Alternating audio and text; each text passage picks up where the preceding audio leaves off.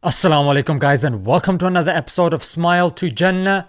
Finally, some good news. Philip Defranco, some of you may have heard of him. He's a very popular American YouTuber with a massive following of 6 million. He's a news commentator centered on current events in politics and pop culture and gets an average of, I'd say, about 1 million views per video.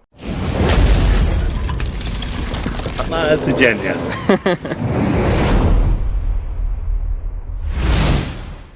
He seems somewhat balanced and logical and a person with a heart.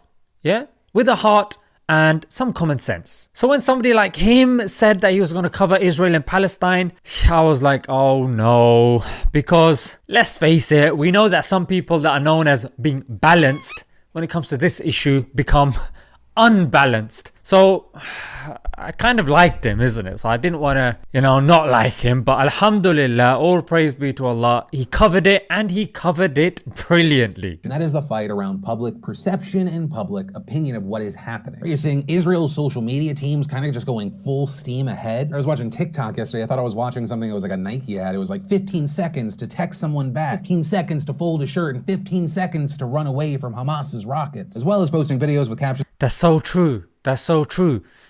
Do you see how he said it felt like he was watching a Nike ad? Boy, he's going in, he's going in. Okay, yeah, it's true, because even the adverts that me and Ali reacted to, they seemed like Hollywood production types. And I'm sure you guys are aware that even the Pentagon, they paid a UK marketing agency to make these fake videos. The question would be why?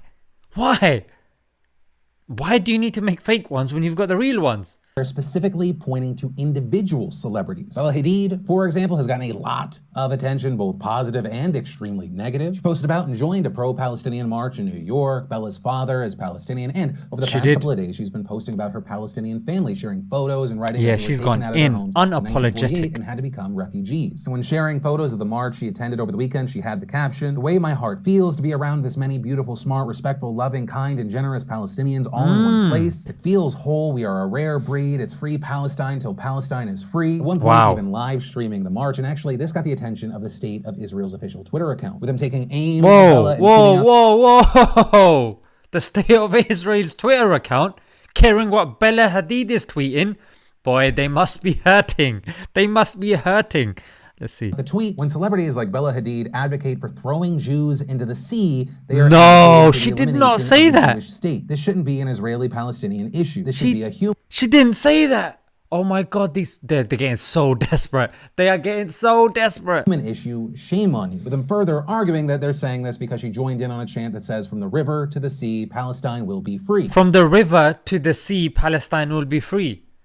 I think everybody reading this at this moment in time are thinking, how did you get advocating throwing Jews into the sea, not even Israelis? Wow. Anytime. You know what's happened is they equate speaking against the Israeli government to speaking against Jews. Including that some call it anti-Semitic, saying that it refers to the political and geographic landscape of Palestine and Israel, not the religious landscape, noting that Palestinian activists use it to call for the rights of Palestinians in those borders. Gigi Hadid has also been on the receiving end of a lot of harassment, people accusing her of being anti-Semitic. Of course. Gigi Hadid is speaking out, so she must be anti-Semitic because she's speaking against Israel.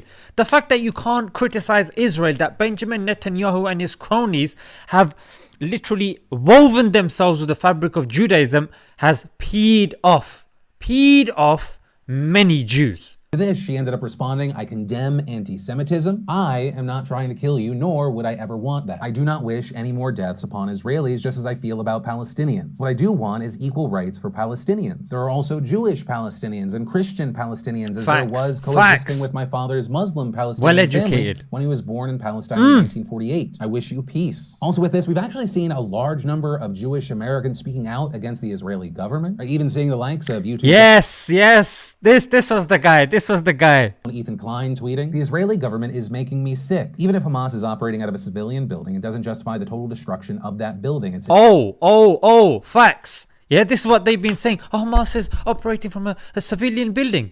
What does that now mean? that it justifies you killing civilians. No. Humane. Netanyahu is a piece of shit warmonger and needs to Oh, go. damn.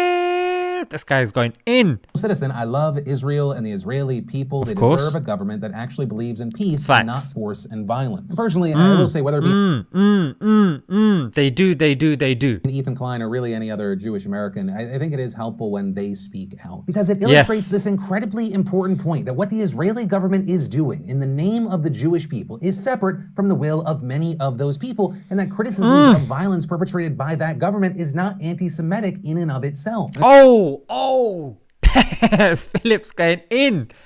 Big Phil is going in. It's like, no, those are two different things. I think it's really important we get that common ground because there are a lot of legitimate reasons to be disgusted by and criticize the Israeli government. Because while I think there are certain avenues here, I mean, people like John Oliver had said there's certain areas that you can kind of... He referenced John Oliver. Yo, John Oliver went in. He went in.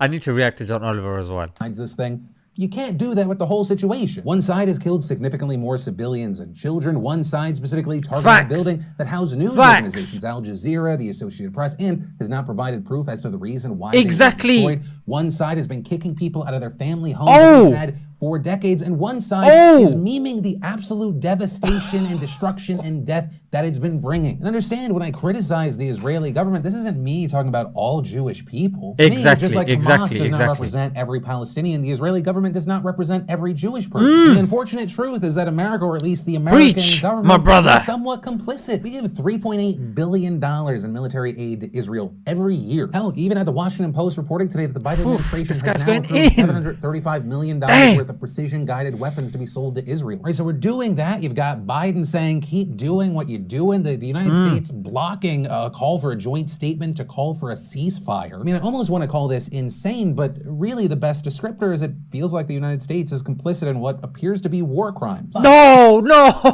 he didn't. Hey, Philip, Big Phil, my respect for you has shot up, Big Phil. God damn. Oh my lord.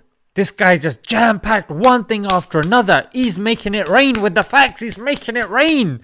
Yeah, that's some of the stories, some of the reactions, a little bit of my personal opinion, and now I pass the question off to you. What are your thoughts with all of this? And also, my thoughts are, you smashed it, mate. I told you, the guy went in.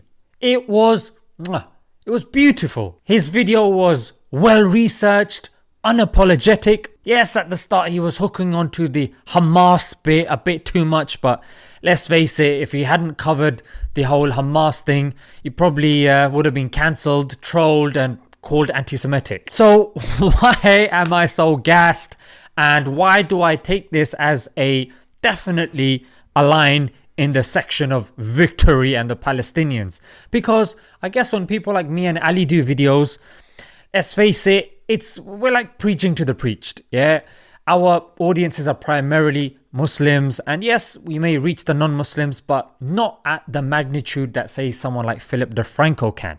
Yeah, Philip Defranco is a non-Muslim, he's American, he's white, and of course people watch him. So for somebody like him to make such a clear, unapologetic stance, and also link people like Ethan and John Oliver, I was like, yo, and also Bella Hadid. Yeah, so these are all people that have given pro-Palestinian stances. And yeah, like I've said in my previous videos, this is not something you can sit on the fence on. Yeah, you have to make your stance clear. Yeah, this is a genocide, this is ethnic cleansing, this is apartheid. So respect to him, may Allah give him hidayah, and may Allah assist other people to also rise and defend our Palestinian brethren, Muslim or non-Muslim, Shia, Sunni, whoever. Yeah, Aqsa, Palestine is something that we need to be united over. Otherwise, what we are watering, the seeds that we are watering, boy, the fruits that will come from those seeds are going to harm our kids in the future. Anytime we see a toxic plant, poisonous plant, we remove it from the root. Let's leave it there, guys, and I'll see you next time. Assalamu alaikum.